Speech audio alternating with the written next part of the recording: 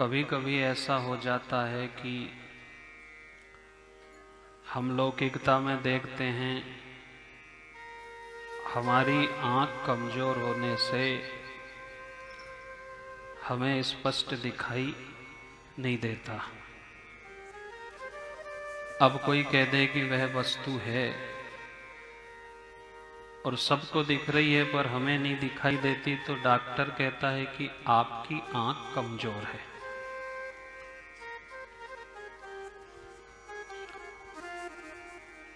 इसी ढंग से आत्मशक्ति कमजोर होने से ईश्वर की अनुभूति नहीं हो पाती।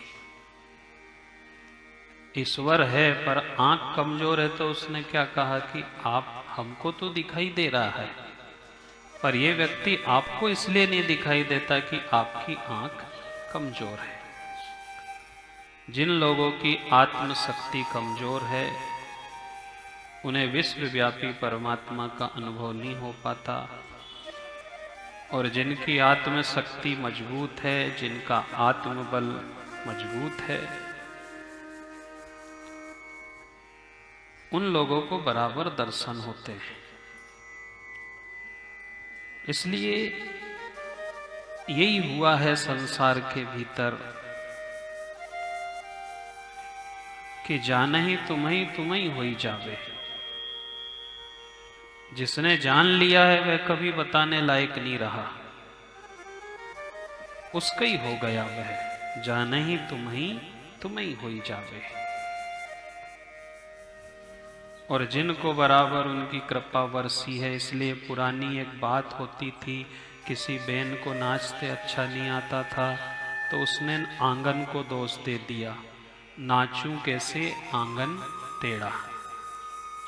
इसलिए आज भी हम भगवान को दोष दे देते हैं, पर रामचरितमानस में लिखा है कि राम किसी को मारे नहीं, सबके दाता राम।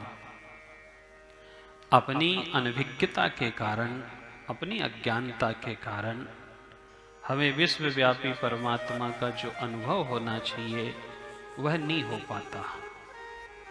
इसलिए विश्वास रखें कि ईश्वर है। जपते रहें, भजते रहें, कबीर संगत साधु की कबहु न निष्फल जाए। और कलयुग ने तो बहुत अच्छा काम किया है। कलयुग ने भजन को पकाने में कार्बेट नाम के रसायन जैसा सहयोग दिया है। कार्बेट रसायन एक ऐसी चीज है जो 10 दिन में पकने वाले फल को 1 दिन में पका देती है।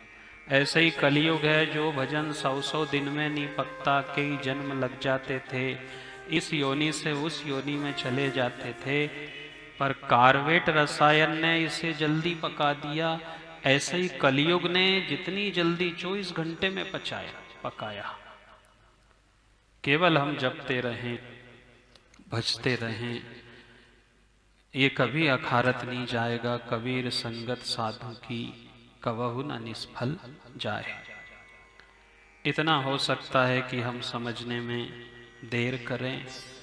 दूसरी की माया ने सबको प्रभावित किया है।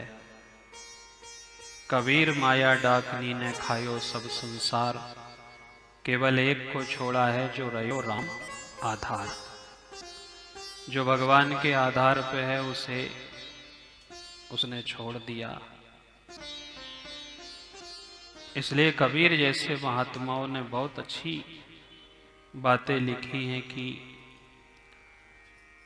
ये संसार का नेम है, चले तो चक्की चलने दे। चलती चक्की देख करके दिया कबीरा रोए। कबीर जैसे महात्मा को इस संसार की माया में जो लोग पिस रहे हैं उनको देख करके दुख हुआ, तो फिर से उत्तर आया कि चले तो चक्की चलने दे, पिस पिस आटा होए, पर पकड़ मड़ीला बैठ जा बाल न बांको होए। ये संसार में तो हम यूं ज पिस जाएंगे, हमारा पता भी नहीं चलेगा कि कैसे आए हैं कैसे चले गए हैं। पर ईश्वर रूपी मड़ीला से हमारा संबंध है, जुड़ाव है, तो हम पड़े रहेंगे उसके श्री चरणों में।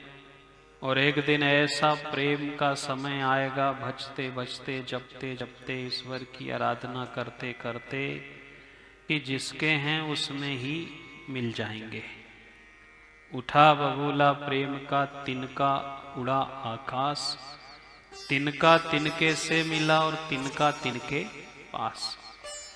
एक दिन ऐसा प्रेम का बबूला उठेगा कि हम जिसके हैं उसके पास चले जाएंगे।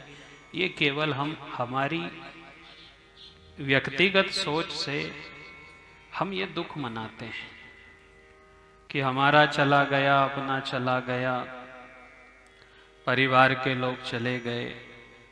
परंतु एक पत्ते ने कहा कि देखो मैं दिन रात आपके साथ रहा, परिवार में रहा,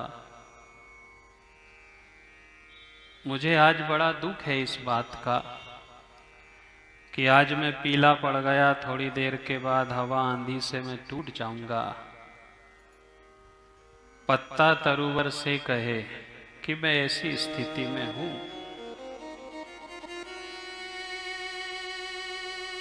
पत्ता कौन से कहता है? वृक्ष से। एक बात तो बताओ कि आज यदि मैं डाल से टूट गया तो अब के बिछड़े कब मिलेंगे जो टूट पड़ेंगे डाल। तरुवर पत्ते से कहे कि सुन पत्ते एक बात, या घर की तो या रीत है, एक आवत एक जात। तुम इस चीज को लेकर के दुखी मत हो। एक आएगा एक चला जाएगा, ये तो संसार का सूत्र है। हम केवल उससे जुड़े रहें। इसलिए देखो कि राजा परीक्षित जी ने सुनाया कि गुरुवर इस संसार के भीतर इन्हीं सब चीजों का बड़ा दुख होता है। आज आपकी अहेतु की कृपा से आपके श्री चरणों में बैठने का अवसर मिला है। इसलिए मेरा आपसे बस निवेदन है कि जन्म जन्मांतर तक मेरा संबंध आपसे जुड़ा रहे। सुखदेव जी सुनाने लगे कि राजन, अपने जीवन में दासत्व स्वीकार कर लेना ये बड़ी महत्वपूर्ण बात होती है। हम खास बन के जी रहे हैं, खासम खास बन के जी रहे हैं। हम बहुत बड़े हैं, हम बहुत संपन्न लोग हैं, हमारे बराबर खास आदमी नहीं है। हम वहाँ गए तो हमारी कोई बैठने उठने की वीआईपी व्यवस्था नहीं करी। हमारा खासपना समाज में चल सकता है, पर भगवान के द्वार पे तो हमें दास बन करके ही जाना पड़ेगा। हम दुनिया के लिए भले कितने खास हैं, पर ईश्वर के सामने, संतों के सामने, गुरुजनों के सामने, अपने सम्मानीय लोगों के सामने जब भी जाएंगे हमें दास बन करके जाना चाहिए।